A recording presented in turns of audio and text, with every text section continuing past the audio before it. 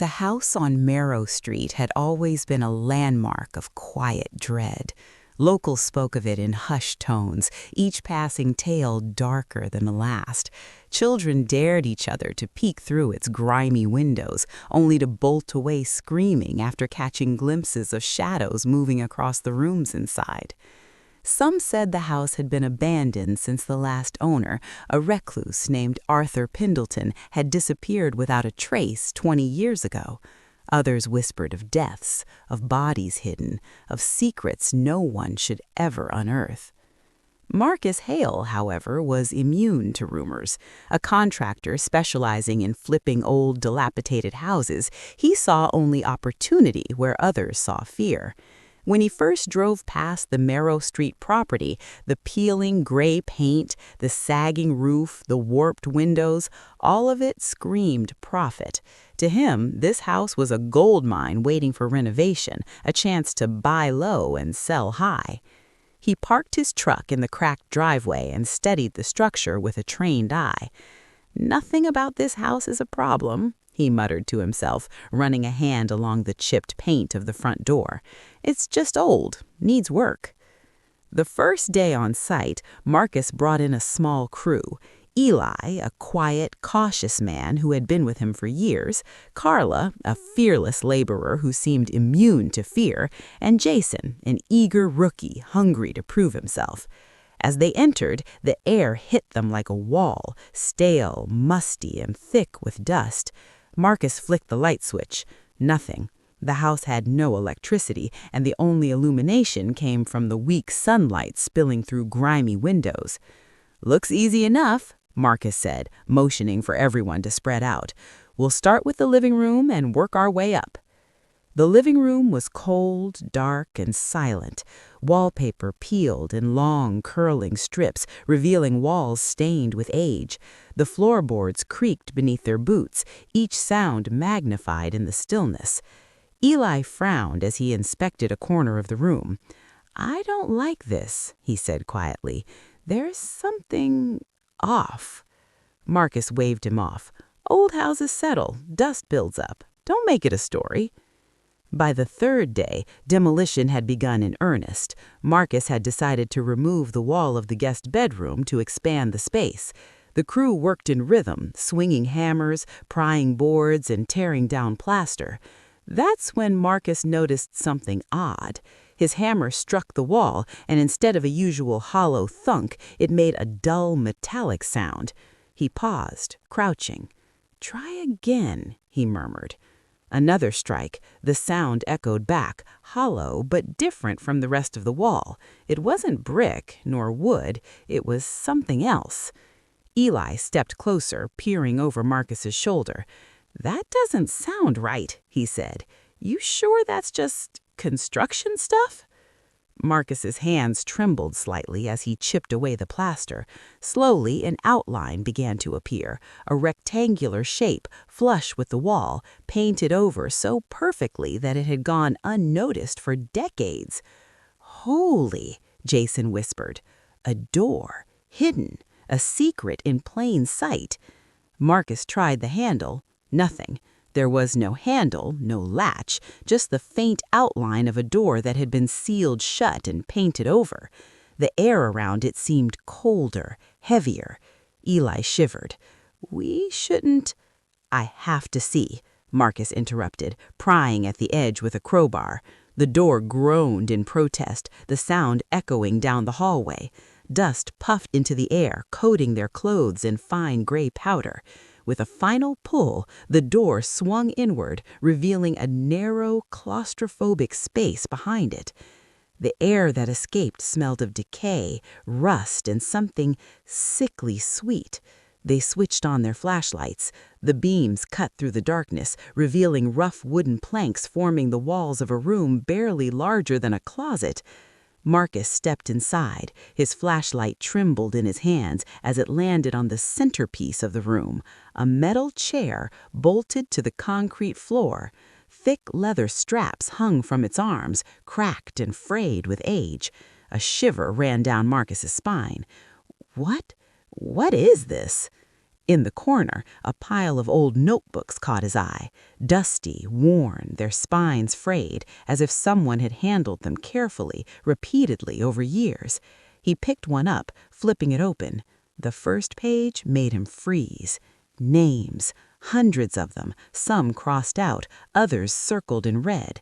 Next to many, dates were scribbled, dates that matched neither holidays nor birthdays, but something far darker. Deaths? Disappearances? Marcus's stomach tightened. Eli stepped back, eyes wide. This isn't right. We need to call the cops, now. Marcus shook his head. We need to know. We need to see what's here. As he flipped through the notebook, a soft scraping noise came from somewhere in the walls, a dragging sound, slow, deliberate. It stopped as soon as they froze. Eli's face paled. "We're not alone," he whispered. Marcus swallowed hard. The room was silent again, but the sensation of being watched was overwhelming. Something about this house, this hidden room, pressed against them. The walls seemed to breathe, the shadows twisting unnaturally in the flashlight beams. He looked back at the chair. It was grotesque, almost ritualistic in its design. Why had someone built this, and who had used it? Questions tumbled in his mind faster than he could answer. Jason, ever the curious one, pointed at the corner. Those notebooks, they weren't just notes, were they? They're records, records of something terrible. Marcus nodded, heart pounding. He realized they had stumbled upon a secret that no one in the neighborhood had even guessed existed, a secret buried for decades, hidden in plain sight. Then Marcus noticed the smallest detail, a faint outline in the floor near the back wall. Dust had settled unevenly, as if someone had been dragged through the room. He knelt down, brushing away the debris. A dark stain, long dried, marred the concrete. Blood. The house had a history darker than anyone had imagined, and now Marcus, Eli, and Jason were standing at the very center of it. Suddenly, a cold draft swept through the room. The door creaked, the shadows deepened, and the dragging sound returned, closer this time. Marcus froze. Whatever left that room, it wasn't finished with them yet. The hidden room behind the wall was no longer just a relic of the past. It was alive with its secrets, and it was watching them. Marcus froze, the notebook trembling in his hands. The dragging sound that had started faintly earlier now seemed deliberate, echoing off the tiny walls of the hidden room. It wasn't like a person walking. It was slower, heavier, methodical. Something was moving in the darkness, just out of sight. Eli took a cautious step back, his flashlight swinging wildly across the room. "I don't like this," he muttered. "We shouldn't be here. Whatever lived or died here isn't human." Marcus, his heart pounding, tried to steady himself. Curiosity had always been his weakness. He had stared into danger before, but this was different. The room exuded a malevolent energy, a presence that made the hairs on the back of his neck rise. Still, he edged closer to the corner where the notebooks were stacked. He picked one up, flipping the pages carefully. Each one was more disturbing than the last. Names, addresses, dates. Some were circled in red ink. Others were annotated with precise descriptions, daily routines, weaknesses, sometimes even psychological notes. Marcus's stomach churned. This wasn't just a hidden room. It was the lair of a meticulous predator. Jason's voice broke the silence. This isn't just some old diaries. This is a hit list. And I think some of these people were taken. Before Marcus could respond, a loud creak sounded from behind the wall. The sound wasn't subtle. It was deliberate, as if something or someone was shifting just out of reach. The crew stiffened. Eli swallowed hard. "We should get out, now." Marcus shook his head, whispering, "No, we need to know. If someone lived or died in here, we need to see everything." He shined his flashlight across the far wall, noticing a section of planks that looked slightly newer than the rest.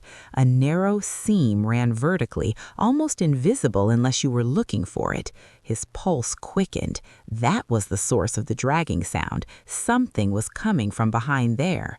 Marcus pried at the seam. It shifted slightly, revealing a crude hatch built into the wall. The air that escaped was cold, pungent, filled with the metallic scent of old blood and mold. Marcus glanced at his crew, their faces pale and wide-eyed. Carla whispered, "This isn't just a secret room, it's a trap." But Marcus was already crawling into the narrow passage beyond the hatch. The tunnel was tight, forcing him to move on his hands and knees. The flashlight illuminated scratch marks on the walls, dozens of them, some deep, some barely noticeable. Symbols were etched into the wood, circles, lines, shapes that felt ritualistic, almost occult. Behind him, Jason and Eli hesitated at the entrance. "Marcus, don't do this," Eli said, but Marcus couldn't stop now. He had to see where this tunnel led. At the end of the crawl space, a second door awaited. Unlike the first, this one had a rusted padlock dangling from a metal latch. Marcus's hands were slick with sweat as he tried it. To his surprise, it clicked open easily, almost inviting him in. The room beyond was larger than the secret one, suffocating and filled with oddities that made Marcus's stomach churn. Shelves lined the walls, stacked with jars containing unidentifiable substances floating in murky liquid. Others held items that once belonged to humans: tattered clothing, dolls missing eyes, trinkets with names scratched into them. Marcus's stomach churned. This wasn't just a recording room, it was the lair of a meticulous predator. A sudden sound made Marcus whip around. A loud crash echoed through the passageway behind him. Dust fell from the ceiling as the tunnel hatch slammed shut. He reached out, pounding on it, but it wouldn't budge. Then he heard it, a voice, soft, raspy, almost a whisper, but chilling in its tone. "You shouldn't be here." Marcus froze. His flashlight flickered across the room, illuminating a figure emerging from the shadows. Pale, gaunt, dressed in clothes that seemed decades old, it moved silently, deliberately. Its eyes glimmered in the dim light, and its thin, bony hands gestured toward the shelves. "You shouldn't touch their things," it rasped. "Leave or join them." Marcus stumbled backward, tripping over a jar that shattered on the floor. The figure advanced, gliding more than walking, an unnatural grace in its movements. Each step seemed to drag time itself, stretching the moment into unbearable tension. From somewhere deeper in the tunnel came another sound, a faint, muffled cry, human but weak. Marcus's mind raced. The notebooks weren't just warnings, they were a map of terror, and now the house had claimed a new audience. Jason and Eli were pounding on the hatch from outside, their voices echoing down the narrow corridor. The dragging sound returned, this time circling Marcus, coming from the corners, from beneath the shelves, from the darkness itself. Marcus's flashlight landed on a series of jars labeled with names, some familiar, some unfamiliar. The realization hit him like a punch. The names from the first notebook, some of them were still here. The house hadn't just been a place of hiding, it had been a prison. The figure stopped in front of him, its eyes hollow yet alive, as if it had been waiting decades for someone to uncover its secrets. Marcus's breath caught in his throat. The notebook slipped from his hands and hit the floor, pages splaying open, revealing names written in the same meticulous hand. Red circles, dates, and next to some, simple annotations. Taken. The figure's thin hand brushed across the surface of a jar. A faint murmur escaped its lips. Marcus could feel the air shift, the room growing colder, heavier. Something ancient and malevolent pressed down on him.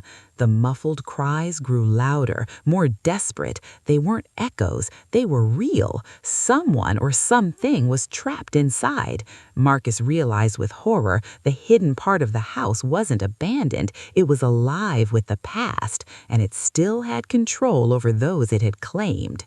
Suddenly, the flashlight went out. Darkness swallowed him whole. Marcus's heart raced as the figure stepped closer. He could feel its presence, the cold brush of its hand almost on his shoulder.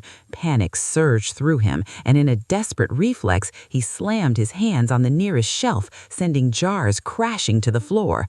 The noise echoed like gunshots. The figure recoiled slightly, and in that instant, Marcus dove toward the hatch, yanking at it with all his strength. It didn't budge. The muffled cries grew louder, merging with the dragging, scraping sound that now came from all directions. Outside, Eli and Jason were pounding on the wall, shouting his name, their voices frantic. Marcus's mind raced. He had uncovered a secret far darker than he could have imagined, and now, trapped in the heart of the house's hidden horrors, he realized the truth. The notebooks, the jars, the chair, none of it was history. It was ongoing, and whatever had been hiding in the walls was still active. The dragging sound was almost upon him, and then a whisper, "Join them." Marcus's pulse thundered. The room, the house, the very air around him seemed to tighten as if the building itself was alive and aware. He wasn't just in a secret room anymore. He was inside a trap designed decades ago, and the house had noticed him. The darkness was suffocating. Marcus could barely see his own hands in front of his face, the flashlight long since flickered out under the oppressive weight of the hidden room. Every sound seemed amplified, the soft scuttling of something unseen, the rasp of breath against the walls, the faint, desperate cries of the trapped. He scrambled toward the hatch, hands scrabbling at the edges, but it wouldn't move. Panic clawed at him, sharp and immediate. Then came a sound that made his blood run cold, the scraping, deliberate drag from somewhere deeper in the room. Something, or someone, was moving toward him. "Marcus!" Eli's voice called faintly from outside, desperate, urgent. "Marcus, hold on! We're getting help!" Marcus swallowed hard. He had to act. The notebooks, the jars, the ancient chair, they weren't just relics. They were evidence, yes, but they were also instructions. Whoever had left them behind, whoever had lived and died here, had left a blueprint for terror, and now Marcus was living it. He spun around, trying to find something, anything, to defend himself. The shelves were lined with jars, filled with strange, murky liquids that reflected the little light left in the room. Some contained objects that made his stomach churn, dolls missing eyes, tattered pieces of clothing, and small trinkets with names scratched into them. He could see annotations in red ink, barely legible under the grime. Claimed, gone, taken. A shadow moved among the shelves. The figure from before, or maybe another, slid silently toward him. Its eyes glimmered with an unnatural light, empty yet alive. Marcus felt a cold brush against his shoulder and instinctively recoiled, tripping over a fallen jar. It shattered, sending shards of glass skittering across the floor. The figure hissed, a sound like the house itself exhaling. "You shouldn't have come here. They never leave. None of them." Marcus's pulse thundered. He realized with horror that the trapped cries he had been hearing weren't echoes. They were real. Someone, or multiple someones, were still alive, still confined within the walls of the house, perhaps in rooms he hadn't yet discovered, and now Marcus was aware of them. The floorboards vibrated as if the house itself were moving, shifting beneath his feet. He stumbled backward, chest tight, heart hammering. The walls seemed to lean closer, the shadows stretching unnaturally, folding over themselves. Every instinct screamed at him to run, but there was no escape, not yet. Then Marcus remembered the notebooks. He lunged for one lying open on the desk. Flipping through the pages, he found something chilling. Diagrams of hidden rooms, tunnels, secret compartments built into the house's very bones. In the margins, notes in a jagged hand warned, "Never disturb the living ones. They will claim you."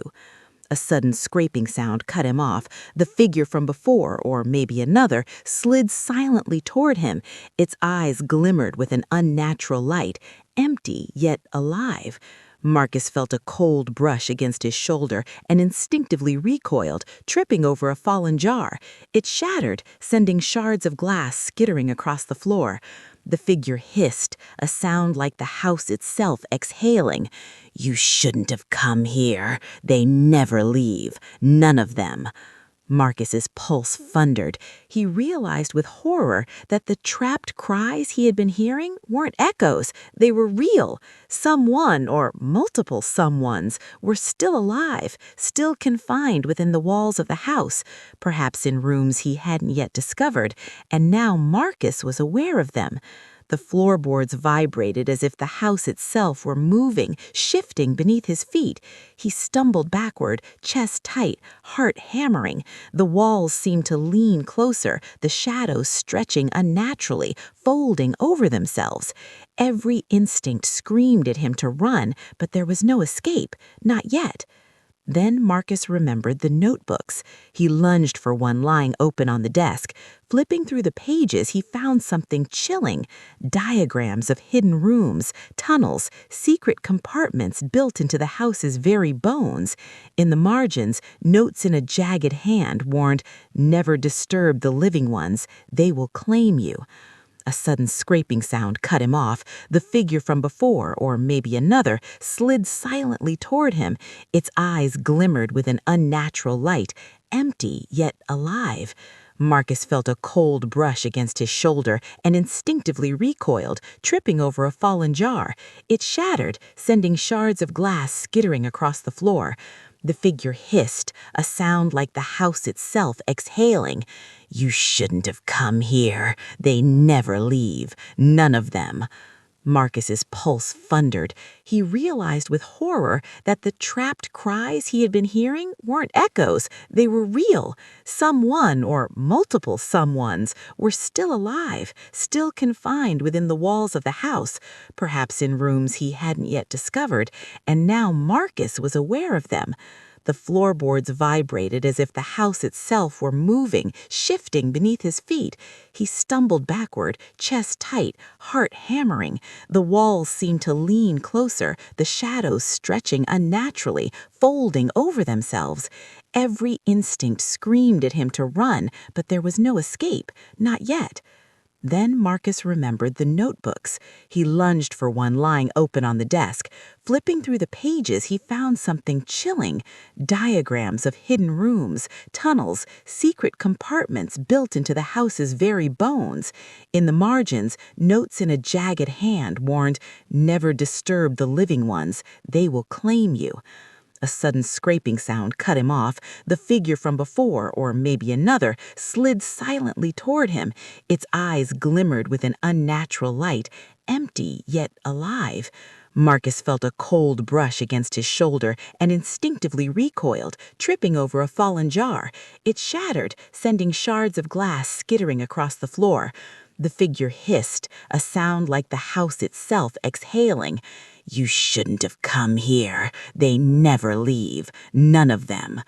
Marcus's pulse thundered. He realized with horror that the trapped cries he had been hearing weren't echoes. They were real. Someone, or multiple someones, were still alive, still confined within the walls of the house, perhaps in rooms he hadn't yet discovered, and now Marcus was aware of them. The floorboards vibrated as if the house itself were moving, shifting beneath his feet. He stumbled backward, chest tight, heart hammering. The walls seemed to lean closer, the shadows stretching unnaturally, folding over themselves. Every instinct screamed at him to run, but there was no escape, not yet. Then Marcus remembered the notebooks. He lunged for one lying open on the desk. Flipping through the pages, he found something chilling. Diagrams of hidden rooms, tunnels, secret compartments built into the house's very bones. In the margins, notes in a jagged hand warned, "Never disturb the living ones. They will claim you." A sudden scraping sound cut him off. The figure from before, or maybe another, slid silently toward him. Its eyes glimmered with an unnatural light, empty yet alive. Marcus felt a cold brush against his shoulder and instinctively recoiled, tripping over a fallen jar. It shattered, sending shards of glass skittering across the floor. The figure hissed, a sound like the house itself exhaling. "You shouldn't have come here. They never leave. None of them." Marcus's pulse thundered. He realized with horror that the trapped cries he had been hearing weren't echoes. They were real. Someone, or multiple someones, were still alive, still confined within the walls of the house, perhaps in rooms he hadn't yet discovered, and now Marcus was aware of them. The floorboards vibrated as if the house itself were moving, shifting beneath his feet. He stumbled backward, chest tight, heart hammering. The walls seemed to lean closer, the shadows stretching unnaturally, folding over themselves. Every instinct screamed at him to run, but there was no escape, not yet. Then Marcus remembered the notebooks. He lunged for one lying open on the desk. Flipping through the pages, he found something chilling. Diagrams of hidden rooms, tunnels, secret compartments built into the house's very bones. In the margins, notes in a jagged hand warned, "Never disturb the living ones. They will claim you." A sudden scraping sound cut him off. The figure from before, or maybe another, slid silently toward him. Its eyes glimmered with an unnatural light, empty yet alive. Marcus felt a cold brush against his shoulder and instinctively recoiled, tripping over a fallen jar. It shattered, sending shards of glass skittering across the floor. The figure hissed, a sound like the house itself exhaling. "You shouldn't have come here. They never leave. None of them." Marcus's pulse thundered. He realized with horror that the trapped cries he had been hearing weren't echoes. They were real. Someone, or multiple someones, were still alive, still confined within the walls of the house, perhaps in rooms he hadn't yet discovered, and now Marcus was aware of them. The floorboards vibrated as if the house itself were moving, shifting beneath his feet. He stumbled backward, chest tight, heart hammering. The walls seemed to lean closer, the shadows stretching unnaturally, folding over themselves. Marcus's lungs burned as he sprinted across the basement floor. The back door was just ahead, a sliver of pale light promising escape.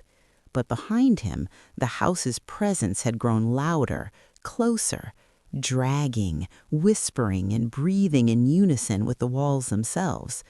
The air seemed thick, heavy, almost alive, pressing down like a vice. He reached the door, yanking at the handle. It didn't budge, rusted shut. Panic surged, but he forced himself to focus. Behind him, the dragging sound slowed, deliberate now, circling him as if testing his resolve. Marcus slammed his shoulder against the door. Wood splintered, metal groaned, and finally it gave. He burst through into the backyard, gasping for air, the evening sun washing over him.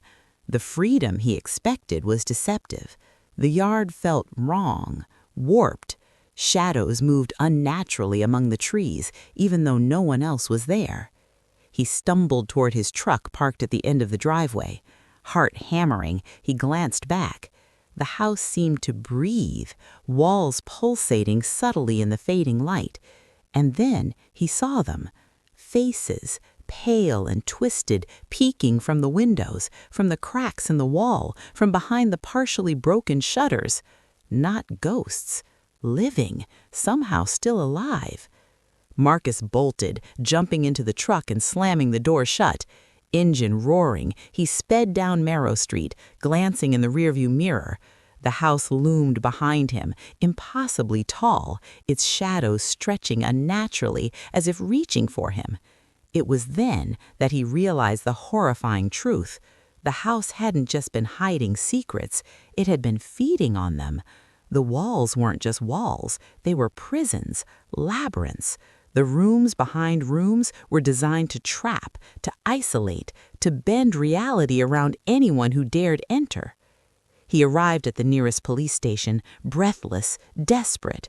"You have to come with me," he gasped to the officer at the front desk. "There's people trapped in that house, alive." The officer frowned, skeptical. "Sir, are you saying—" "Yes, trapped, hidden rooms, metal chairs, notebooks with names," Marcus shouted, adrenaline making his words tumble over themselves. The officer called backup. Soon, police vehicles, EMTs, and fire crews arrived. Marcus led them to the house, pointing out the walls that had concealed the first secret room.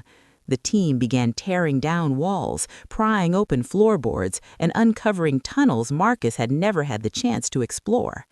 Inside, the scene was worse than anyone could imagine. The rooms revealed years of confinement, cages, hidden cells, makeshift bedding, jars of unknown substances, and notebooks detailing decades of meticulous recording. The names from the journals matched missing persons reports dating back over 20 years. And then they found the living. Weak, pale, disoriented figures emerged from the hidden chambers. Some were barely conscious, some too traumatized to speak. The officers carried them outside, covering them with blankets, whispering reassurances. Marcus felt a mix of relief and horror. He had survived, but others hadn't. Many of the rooms held skeletal remains, evidence of the unthinkable cruelty that had occurred behind the walls. One officer approached Marcus. "Who did this?" Marcus shook his head, voice trembling. "I don't know. The notebooks, the house. It was like someone or something built it to last, to hide them all. But it wasn't just a place. It was a trap. The last owner, Arthur Pendleton, he wasn't just a man. He was a predator. But the house helped him. I swear, the walls themselves were alive." The team worked through the night, uncovering every hidden chamber. Each room revealed more horror. Messages carved into walls, jars labeled with names, symbols etched into wood like warnings, and more skeletal remains. The police documented everything, the story making headlines within hours. Yet as dawn approached, Marcus couldn't shake the feeling that the house hadn't finished. From the corner of his eye, he noticed a window in the upper floor flicker with movement. But when he looked directly, it was empty. No one was there. He stepped closer, heart pounding, and then he saw it. A faint outline of a door, newly revealed, partially ajar, as if inviting him in or daring him to return. Marcus staggered back, swallowing hard. No one else noticed it. The police were preoccupied with the survivors, the evidence, the horrors that were already in plain sight. But he knew the house still had secrets, and it still had life. Weeks passed, and the survivors began to recover, some speaking about the things they had endured, the rooms where they had been trapped, the horrors of the hidden chambers. But Marcus couldn't escape the memory of the figure, pale and skeletal, moving silently among the shadows, warning him, "You cannot leave." The house was eventually boarded up, marked as condemned, an eerie landmark at the end of Marrow Street. No one dared enter. But those who passed it sometimes swore they heard dragging noises at night, whispers escaping the walls, faint cries for help carried on the wind. Marcus never returned to the house. He couldn't, but he knew, deep down, that the secrets weren't gone. They were waiting, patient, feeding on the silence, thriving in the darkness. The notebooks had been removed, the living rescued, the bodies recovered, but the heart of the house, the secret behind the walls, it remained. And Marcus sometimes wondered, when alone in his apartment late at night, whether the figure had followed him, lingering just beyond the edge of reality, waiting for someone else to discover the rooms. The house on Marrow Street was quiet now, but not empty. Its eyes were still watching, its walls still remembered, its doors still waited. And somewhere inside, hidden behind the layers of plaster, wood, and shadows, the truth remained. Some secrets are meant to stay buried. Marcus had seen too much. He had survived, But the house had survived too.